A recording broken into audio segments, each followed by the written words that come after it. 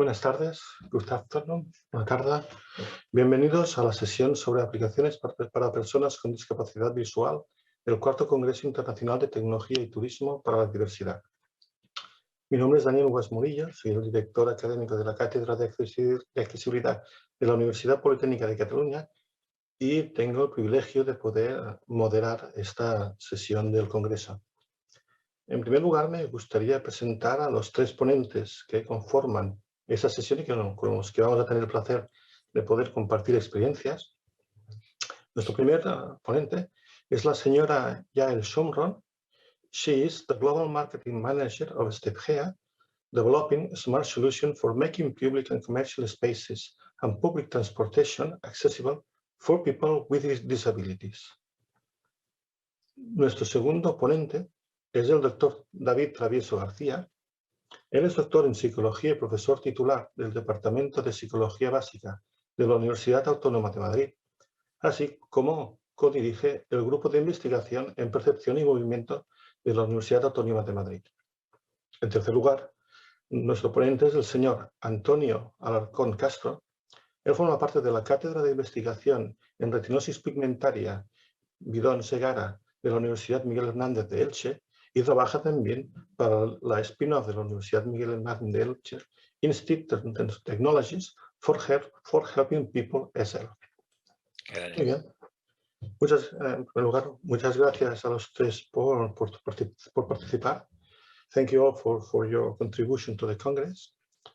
Y la dinámica que vamos a seguir en esas sesiones es que inicialmente los ponentes van a presentar sus comunicaciones y experiencias en un tiempo máximo de 10 minutos para tener algunos minutos al final para establecer un pequeño coloquio sobre cuáles pueden ser los principales retos en las aplicaciones para personas con discapacidad visual.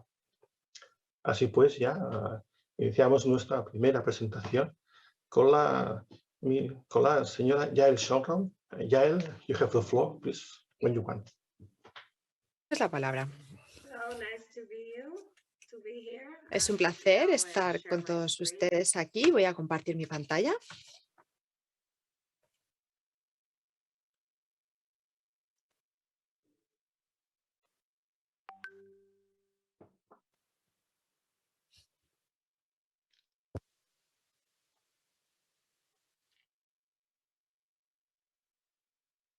Sorry, just a minute. Un minuto, por favor.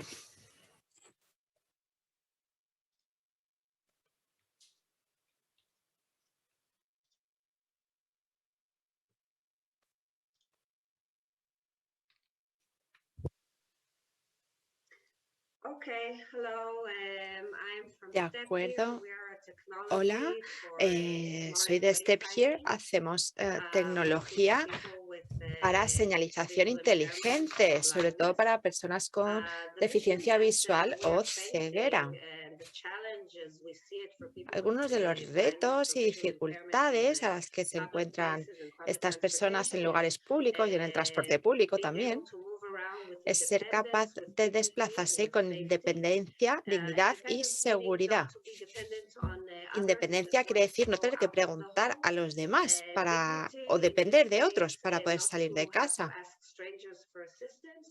And no tener que safety preguntar a for extraños. people with blindness or visual Esto es la impairment independencia through dangerous y la places like a train seguridad platform, across es no swamps, poder etc. atravesar So una our estación, mission is acceder a un removing barriers andén, in the hacerlo urban con seguridad. Nuestra environment, misión es eliminar las anywhere barreras en los outside of the entornos home. It could be a urbanos, en junction, a cualquier lugar crosswalk, fuera public de casa. Puede transportation, ser inside buildings and outside una buildings. intersección, una So acera, please cualquier play the edificio video. público o privado. Por favor, pongan el vídeo.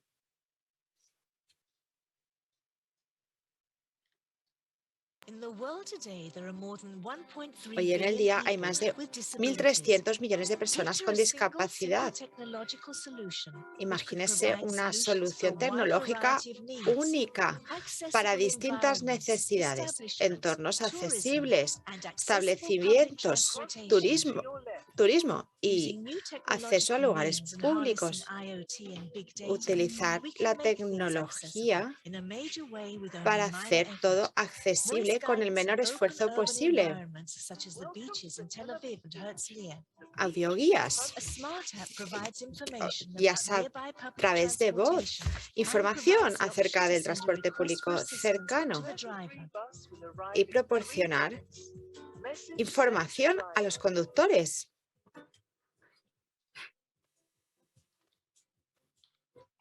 Step Here ayuda a las personas con discapacidad. Funcionan establecimientos como bancos, colegios y tiendas.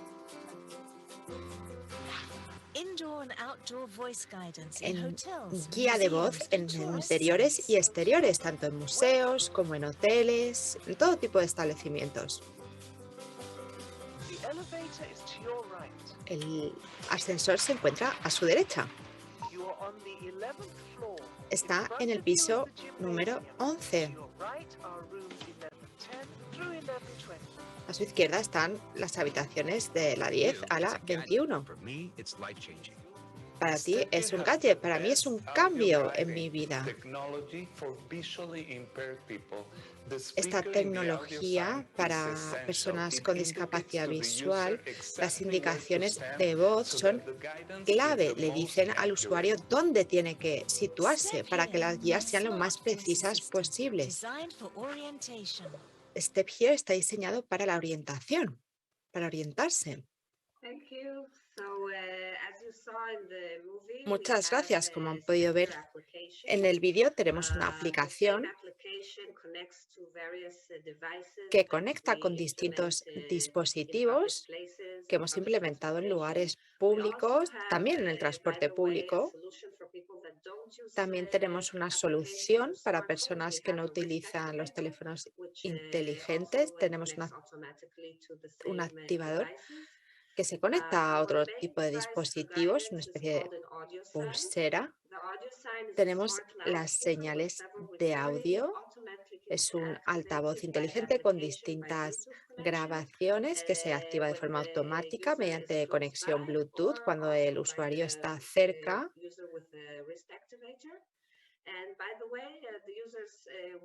Por cierto, los usuarios que utilizan el teléfono inteligente pueden elegir si quieren utilizar la guía a través de sus teléfonos. Es algo esencial.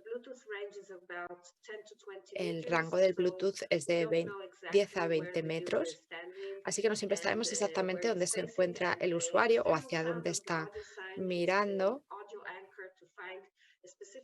Así que los sonidos, para ser capaces de encontrar la entrada en un gran edificio o una parada de autobús, bueno, pues también sirve porque indica al usuario que se sitúe junto a la señal acústica para saber hacia qué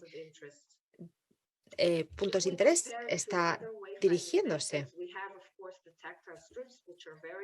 Tenemos pantallas, las tiras táctiles,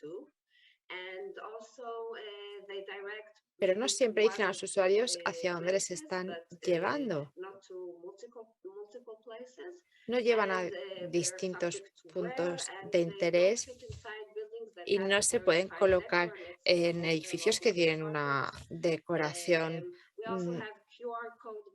específica, como las alfombras de los hoteles o las moquetas. Para esas aplicaciones que utilizan los códigos QR combinados con las tiras táctiles, necesitan que las personas anden todo el tiempo con la aplicación en la mano. Hay que encontrar los códigos QR con la cámara del teléfono. Y las indicaciones de la señalización solamente ofrecen una o dos rutas, no ofrecen múltiples lugares de interés. Y de nuevo tampoco funcionan en los sitios con moquetas, por ejemplo. Los métodos de señalización con guías auditivas Se usa también combinado con Google Maps. A veces no es suficiente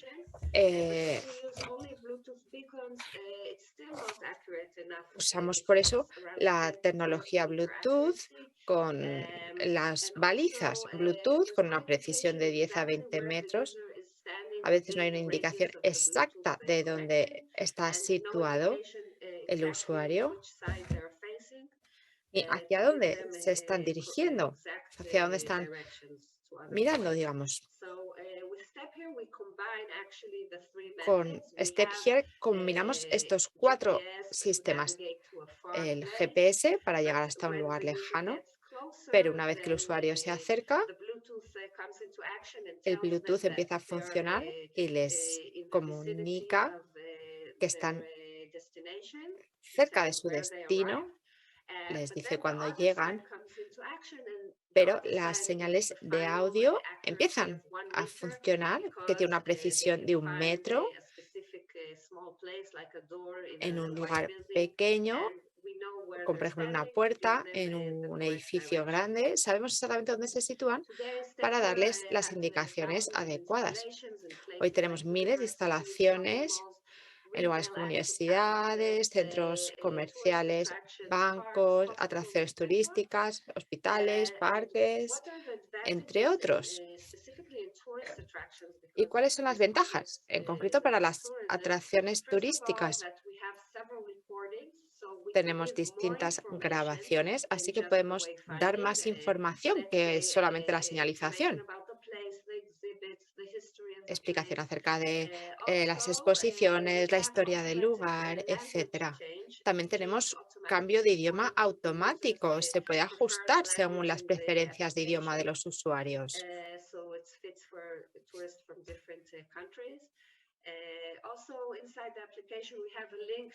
También dentro de la aplicación tenemos un enlace a una página web con información, con un vídeo o con un archivo de voz para dar más información. Tenemos la posibilidad de hacer llamadas rápidas para solicitar asistencia y también distintas señales auditivas escondidas dentro de los elementos decorativos para no interferir eh, con la estética de los lugares. Aquí vemos unas playas en Tel Aviv, en Israel, donde las tenemos instalado Step Here.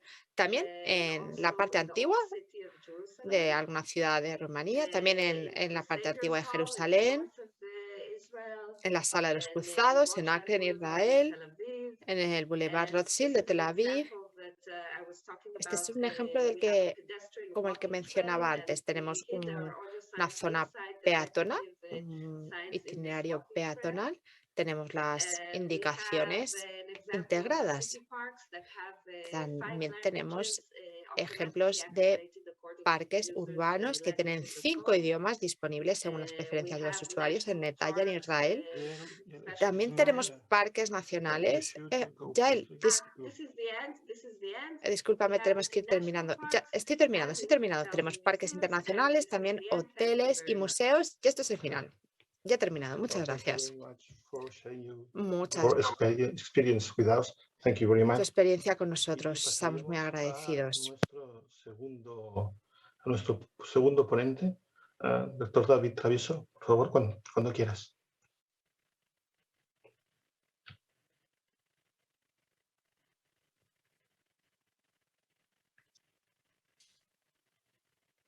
Ok, muchas gracias. Bueno, mi nombre es David Travieso y como bien ha indicado, soy profesor en la Facultad de Psicología de la Universidad Autónoma de Madrid y yo quería presentarles en esta comunicación los trabajos que hemos estado desarrollando dentro del grupo de investigación en percepción y movimiento de esta universidad. Bueno, nuestro grupo trabaja en los denominados aparatos de sustitución sensorial, que básicamente consisten en aparatos que tratan de proporcionar la información que se recoge de forma tradicional a partir de la visión por medio de otra modalidad perceptiva, normalmente es la audición o el tacto.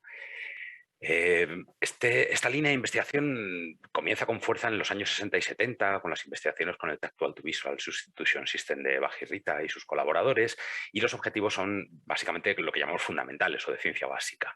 La idea general es si se puede sustituir una vía sensorial que de forma temporal o permanente está dañada, y si se pueden interpretar las nuevas sensaciones, es decir, la estimulación, en el caso del TVSS, de patrones vibrotáctiles en la espalda o en el pecho, como pertenecientes al entorno, es decir, como la recepción de información sobre el entorno, lo que solemos llamar técnicamente la atribución distal. Y por último, quizá el reto más grande era si la fenomenología que provocan estas sensaciones sería la misma que el sentido anterior, es decir, si podríamos alcanzar el hecho de poder ver, si se quiere, por medio de la estimulación táctil. Estos objetivos en la práctica con el paso de los años han quedado un poquito más reducidos a intentar desarrollar dispositivos como ayudas técnicas para las personas con discapacidad visual o ciegas.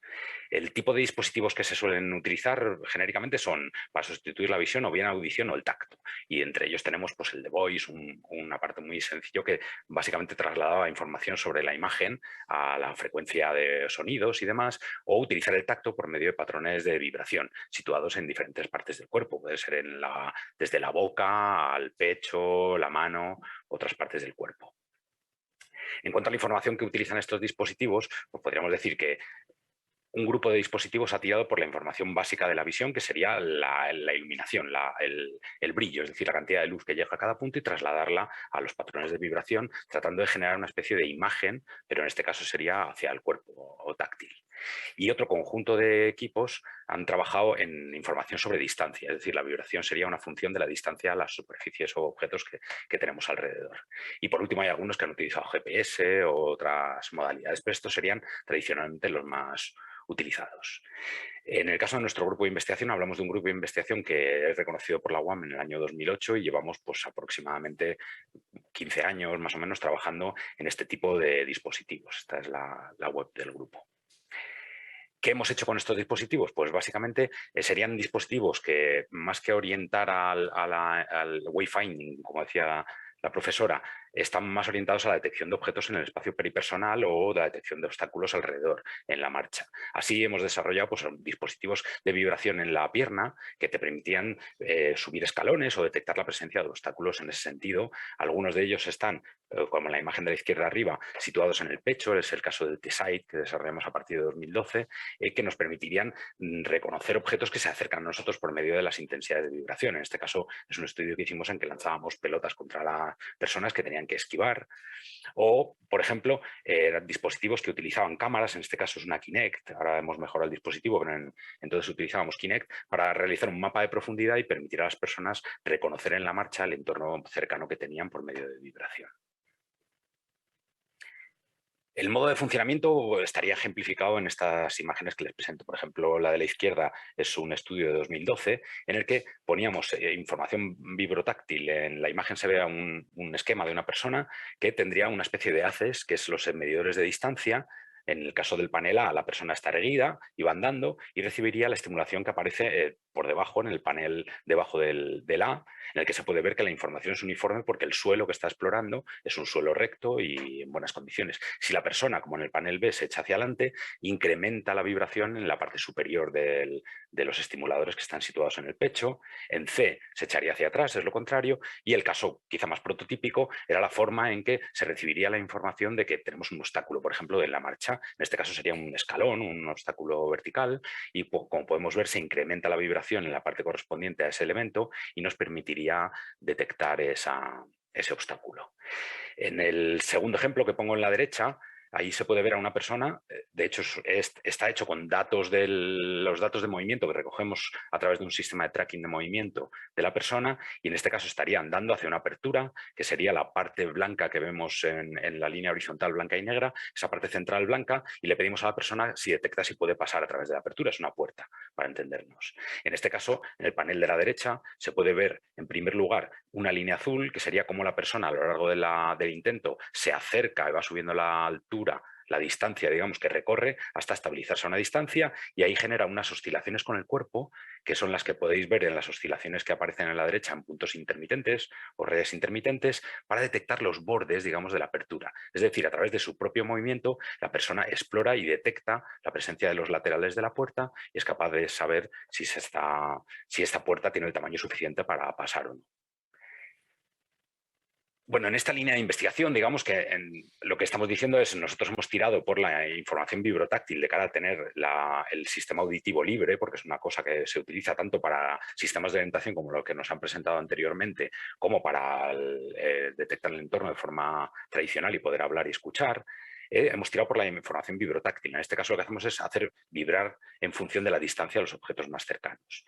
En este sentido, trabajamos ahora en 2 proyectos. El primero es el SSDMOB, que es básicamente un proyecto tecnológico financiado por Indra, en el que hemos miniaturizado los equipos que veíais en la anterior diapositiva. En este caso, la idea es que puede ser totalmente autónomo, tiene una cámara de detección de profundidad de pequeñas dimensiones, una pequeña batería, y los vibradores se colocarían con una faja alrededor del abdomen sin que la persona tenga que llevar ningún otro equipamiento por fuera, salvo la camarita que asomaría en medio del pecho entre los botones.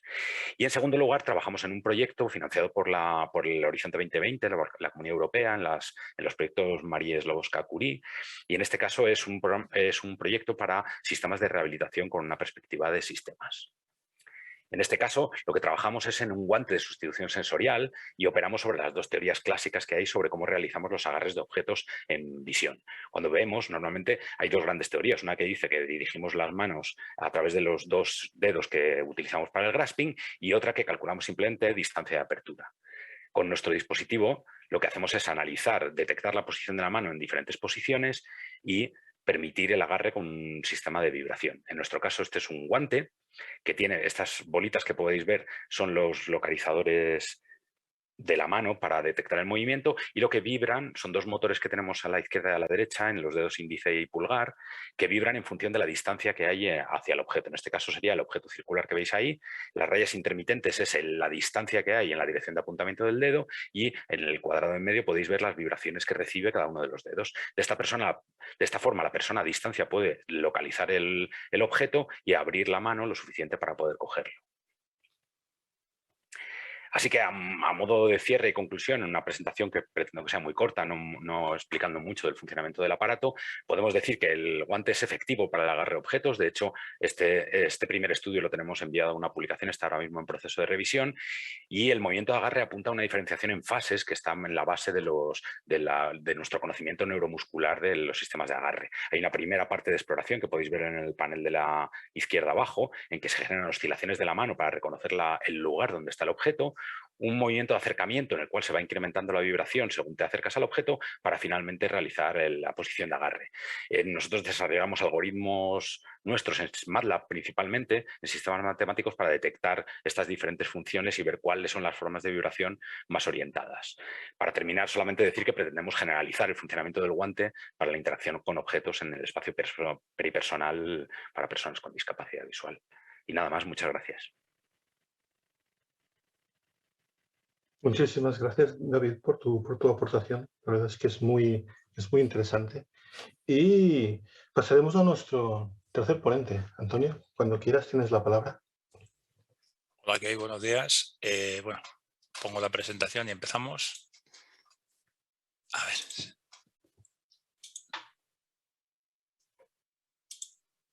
Bueno, mi nombre es Antonio Alarcón y vengo en nombre de la empresa Instead Technology for Helping People. La empresa es una spin-off de la universidad y nació en el año 2012 con la intención de poner a disposición de la gente los desarrollos que se hacían aquí en el entorno universitario. Desde un primer momento nos dedicamos sobre todo a la fabricación de robots para rehabilitación, pero con el tiempo hemos ido añadiendo nuevos productos a nuestro portfolio y hoy en día hemos desarrollado un producto que hace unas semanas fue galardonada por Talgo en los premios Innovación 2021 en la categoría de movilidad.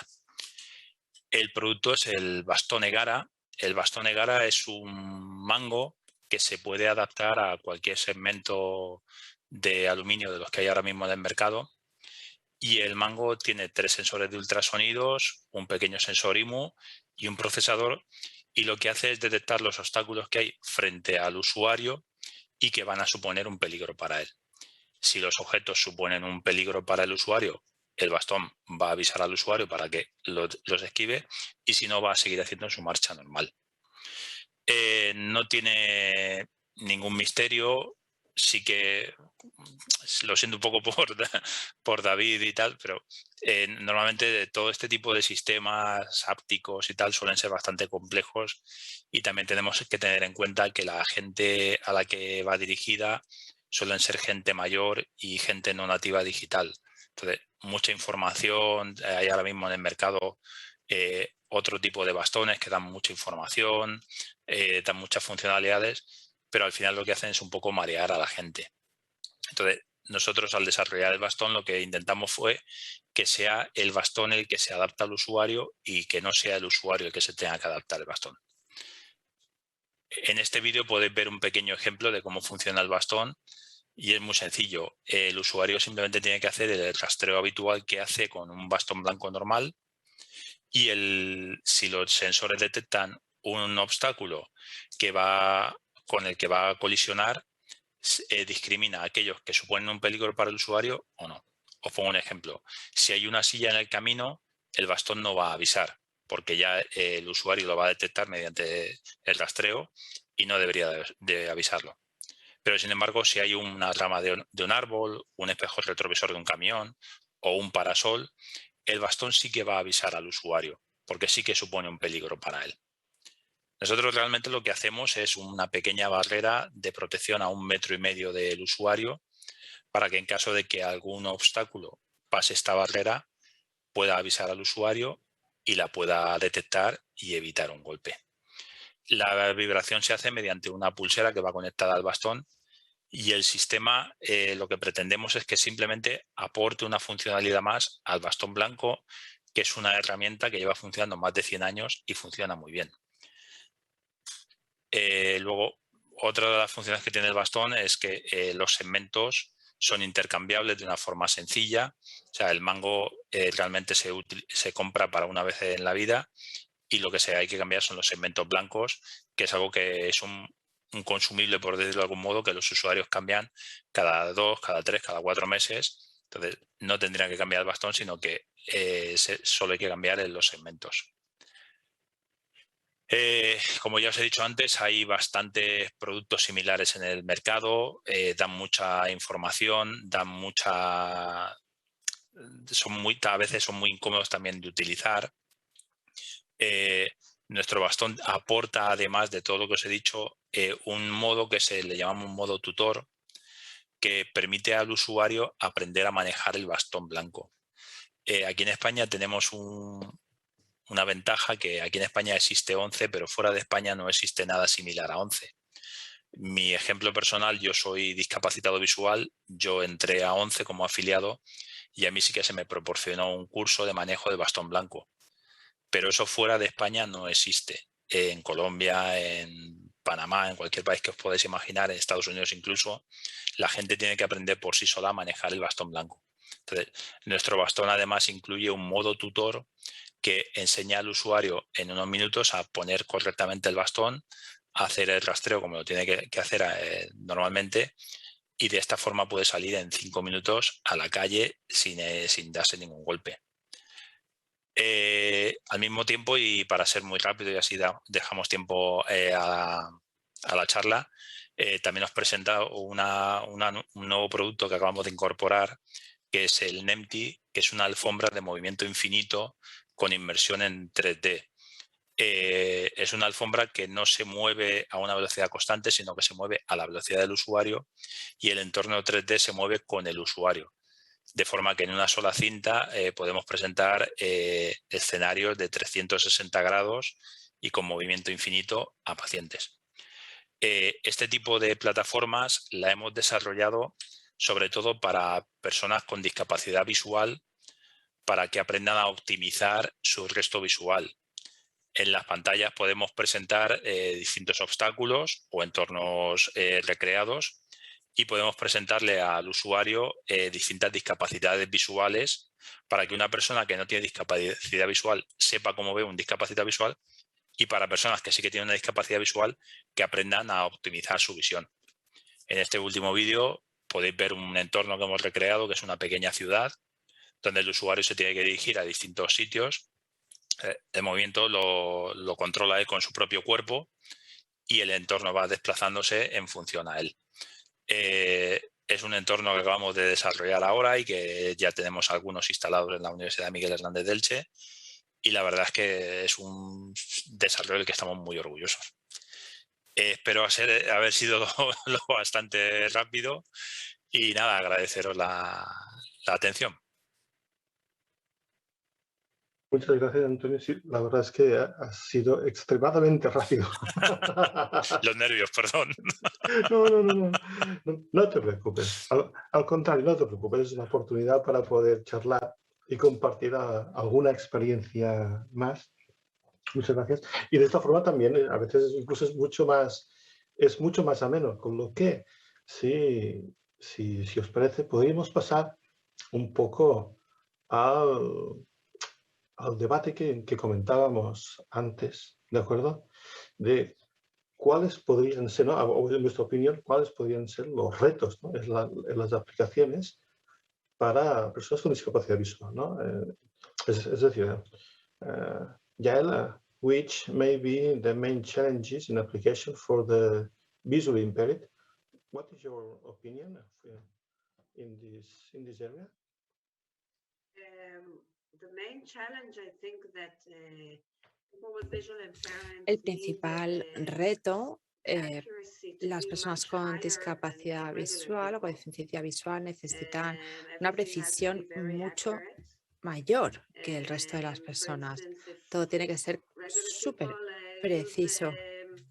Google Maps and it tells you have arrived in your Cuando se destination, and usa actually Google Maps y that te means dice you're has further llegado from there, a tu it's not destino, a pero a veces problem tu that destino the es un visually rango impaired de 10 person metros y esto supone could un be lacking problema para una fluidity, persona con especially for deficiencia people with blindness. It's like visual. infinity. They don't know Esto where es to como si find estuvieran the frente al door, infinito, no where saben dónde exactly encontrar is it in the right la direction or the left puerta, direction. They don't know. hacia qué lado So tienen they que have to be very, very girarse, no lo accurate, saben, and así que this tenemos is the que main ser challenge, I think. perfectamente precisos y creo que ese es el principal reto.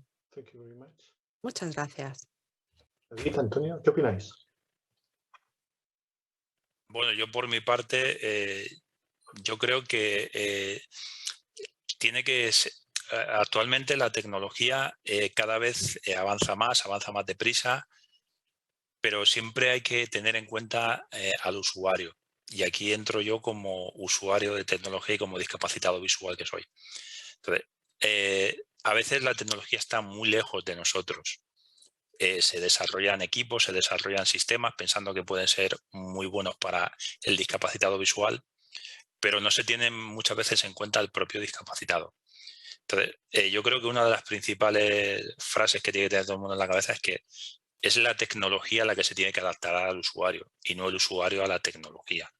Porque está muy bien tener mucha tecnología y que sea muy potente, pero si el usuario no se adapta a ella, porque ten en cuenta que cada vez somos mayores, cada vez la población que se está quedando ciega o discapacitada visual, por suerte, tiene una estimación de vida superior.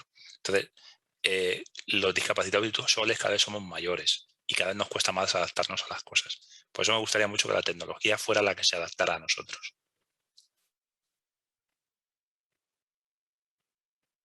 David. Sí, si me permitís. Bueno, yo en este caso estoy totalmente de acuerdo con Antonio. Solo puedo hablar del entorno universitario. De alguna manera, cuando una empresa como la profesora Yael está presentando, está pensando en la capacidad para poner dispositivos en espacios públicos que le van a permitir aumentar la eficiencia de su sistema y las localizaciones y demás, está muy, muy distante, digamos, de los problemas que nosotros nos planteábamos. Nosotros, como bien decía Antonio, tenemos mejoras tecnológicas muy, muy evidentes. Entonces, creo que el reto principal consiste, como él bien decía, en el problema de la usabilidad. Es decir, tenemos dispositivos capaces de orientar para la detección de obstáculos, ¿no? Como él bien decía. Pero uno de los problemas clásicos es que hasta hace poquito esto requería, por ejemplo, llevar algún tipo de batería aparatosa en algún sitio y una persona con discapacidad visual o con ceguera no quiere aparecer como una especie de robotito por las calles llevando una mochila y diciendo con un cartel enorme que es un bicho raro. Entonces, mucha de la resistencia para que estos dispositivos no sean de uso habitual por los discapacitados visuales es justamente esa, ¿no? Entonces, tenemos que pensar esencialmente en la usabilidad.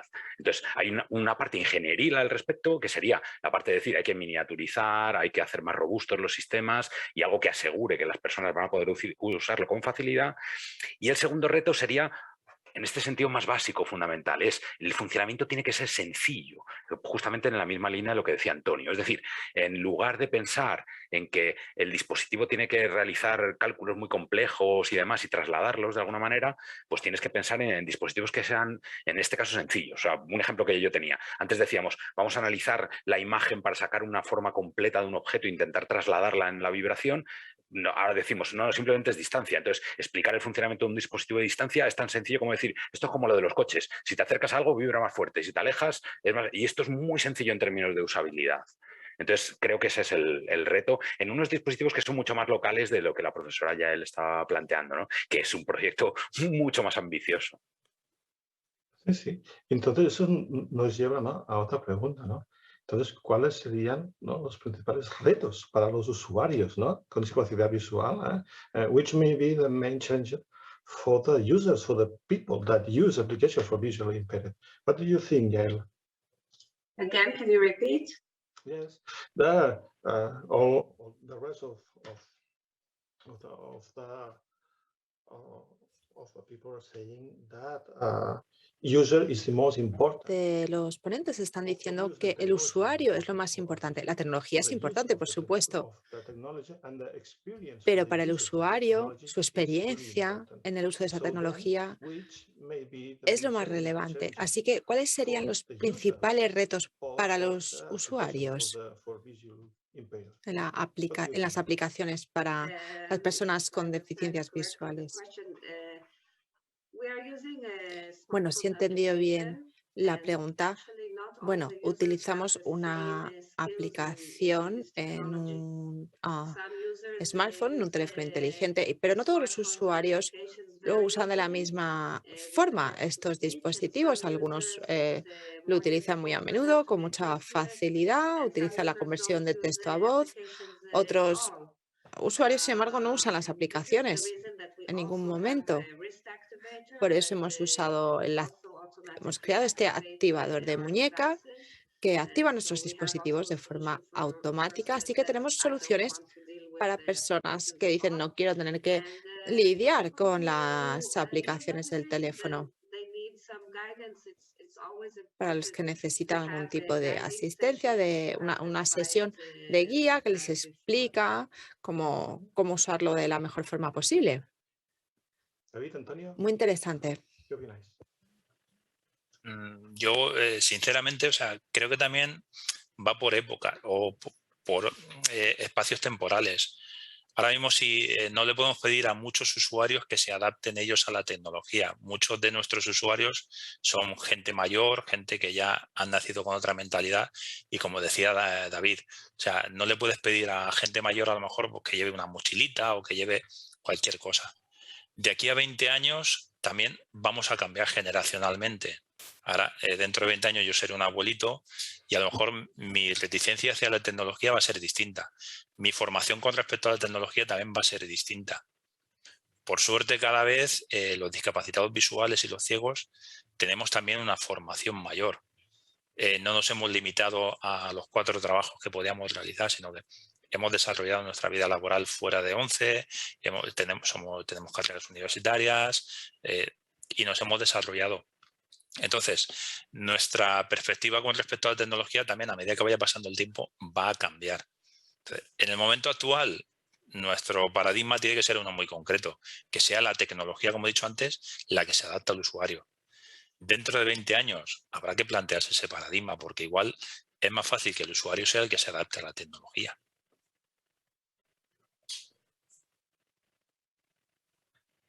David. Bueno, de cara a los usuarios, yo lo que me plantearía es que veo también una diferencia en los entornos de uso, ¿no? Como que no veo que haya una especificidad muy clara, mientras que cuando se hacen en los servicios de autonomía personal una diferenciación muy clara en actividades de la vida diaria o las de apulaciones o demás, veo que algunas de las soluciones que estamos haciendo quizá no están pensadas como específicas de entorno. Y yo creo que esa es una línea que deberían también promover las personas, digamos, con la discapacidad y que pueden hacerlo. Es decir, qué tipo de tareas son las que para ellos requieren apoyos específicos, ¿no? Porque eso me he encontrado con esas paradojas en alguna ocasión con nuestros aparatos. O decía, a mí lo que me preocupa, cuando los hemos probado con gente con discapacidad visual, te decían cosas del estilo, a mí lo que me preocupa es, o sea, yo en los entornos peripersonales lo que me suele ocurrir es que cuando se me cae una cosa eso es muy molesto. Entonces, tu aparato puede ayudarme para este tipo de función. Eso es un clásico que encontraba en las personas con discapacidad visual. Y luego sí, también hay que decir que un poco en la otra cara, es verdad que muchas de las soluciones tecnológicas a nivel personal, que son las que nosotros trabajamos, estás en esa paradoja tecnológica, ¿no? Pero también hay un plano muy grande de accesibilidad, digamos, y eso está en los edificios en las tradiciones. Por ejemplo, yo sé que Fundación ha hecho un esfuerzo para sacar guías de accesibilidad y formar a profesores universitarios o demás, pero es cierto que no nos han alcanzado mucho. Yo creo que ahí tenemos un esfuerzo personal en ese sentido. Sí, todas esas reflexiones son realmente importantes, sobre todo porque no debemos olvidar que la tecnología en sí no hace los entornos accesibles, sino que realmente, o inclusivos, sino que realmente lo que es la accesibilidad o la inclusión lo hacemos las personas, las comunidades que participamos en el uso de esa tecnología o en los servicios que hay. Y justamente la tecnología sí que nos puede favorecer, ¿no? Nos puede ayudar en cómo usamos o cómo nos movemos por entornos, pero al fin y al cabo es ese apoyo, es que sobre lo que nos podemos nosotros focalizar un poco para superar, ¿no? Esa dificultad, pero en el fondo somos las personas, ¿no? Yo siempre comento, ¿no? Que al final en una oración, ¿no? La accesibilidad, la inclusión no son el núcleo de esa oración. El núcleo de esa oración por una parte son las personas, son el sujeto. Igual que el verbo, ¿no? La acción es lo que estamos haciendo, mientras que la accesibilidad, la inclusión, justamente son los adjetivos o los adverbios que ayudan a la persona en ese sentido. Y cuando lo entiendes, ¿no? Te das cuenta, ¿no? Que somos nosotros también, ¿no? Que tenemos que poner de nuestra parte y identificar, ¿no? Qué aspectos son los clave, cómo nos podemos nosotros beneficiar en los aspectos que más nos cuestan. Y eso afecta también en el diseño que vosotros estáis haciendo, ¿no? En cómo diseñamos y en cómo generamos tecnología. Y en ese sentido, ¿cómo veis vosotros la formación, ¿no? Que tenemos en estos momentos desde la visión técnica, desde la visión de la ingeniería? ¿Cómo veis la formación que se tienen los especialistas justamente para poder desarrollar esa tecnología? ¿Cómo lo veis? Antonio.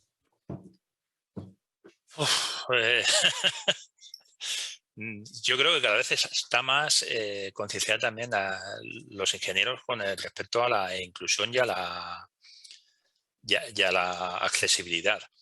Pero también les falta conocimiento. O sea, es muy difícil hoy en día, no sé en el resto de sitios, el entorno en el que yo me muevo, que un ingeniero conozca un poco cuál es el modo del día a día de una persona, ya no con discapacidad visual, con discapacidad auditiva o con discapacidad motora. O sea, es muy difícil, a no ser que sea por temas personales, porque tiene un familiar con alguna discapacidad, no se suele conocer. Se suelen interesar o nos solemos interesar cuando nos metemos en este mundillo, empezamos a investigar y vamos viendo todo lo que hay detrás de él. Pero de por sí, no sé si sería a nivel formativo, eso sí que lo desconozco porque no me atrevo a meterme ahí, pero normalmente cuando una persona acaba una ingeniería o acaba su formación, no suele estar muy familiarizada con qué necesita o cómo es el día a día de una persona con discapacidad, sino se tienen que ir formando ellos posteriormente, entrevistándose con ese tipo de gente o acudiendo a asociaciones. Yael, how do you see the training of the engineers in technology for people with disabilities? Yael, ¿cómo ves el papel de los ingenieros y su formación para las personas con discapacidad? Bueno, la formación de los ingenieros deberían tener una formación específica. La verdad es que intentamos ofrecer información acerca de las personas con discapacidad visual, ofrecer asesoría para que se puedan especializar en ayudar a personas con dificultad visual o ceguera. Es una colaboración entre nosotros y los expertos en el tema. Y David, ¿qué opinas? ¿Qué opinas al respecto? Pues yo puedo hablar de una facultad de psicología, no sería de formación, aunque en el grupo de investigación siempre hemos mantenido relaciones con ingenieros en la parte técnica, ¿no? Porque nosotros no llegábamos a saber, pues yo qué sé, el amperaje que teníamos que poner para partir de ciertos motores o cosas de este tipo, y en chips. En el caso de la facultad de psicología es una situación muy paradójica, porque deberíamos estar centrados en las personas, pero en la práctica, si quitando la asignatura de percepción de atención, que de hecho es de la que soy titular, no vas a ver a lo largo de la carrera formación por ejemplo, en accesibilidad como tal. Una poca formación se puede dar en alguno de los másteres sobre enfermedades en el aparato locomotor o demás, y que luego se trasladen en alguna medida. Entonces, en este sentido, pues, cuando Fundación, por ejemplo, preparó guías para la formación en accesibilidad en el entorno universitario, yo he de decir que he tenido, que mi experiencia es que hay muy poca la implicación de eso. Pero incluso a un nivel, yo tengo, por ejemplo, un ejemplo que me pasó el año pasado. Tenía una alumna con una discapacidad visual y yo quería tener unos gráficos tangibles porque algunas de las funciones psicofísicas que estudiamos o algo así, pues no los tenía a disposición.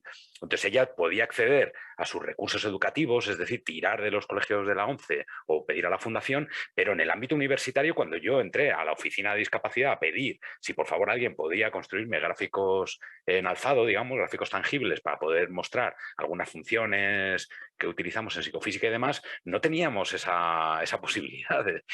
Me enfrentó a una paradoja muy gorda. Ella tuvo que tirar, digamos, de su nexo en la ONCE y a la formación para poder obtenerlos. Y eso es una situación que yo, en cierta medida, consideré un poco triste, la verdad. Sí, sí, son situaciones a veces complejas. Pero bueno, en cualquier caso, creo que se nos está ya agotando el tiempo, con lo que solo me queda agradeceros sinceramente vuestra participación. Ha sido un privilegio poder compartir, ¿no?, estos momentos con vosotros. Yael, thank you very much for these minutes here. Thank you very much to all. And we will finish this session. Thank you very much. Thank you. Gracias. Bye.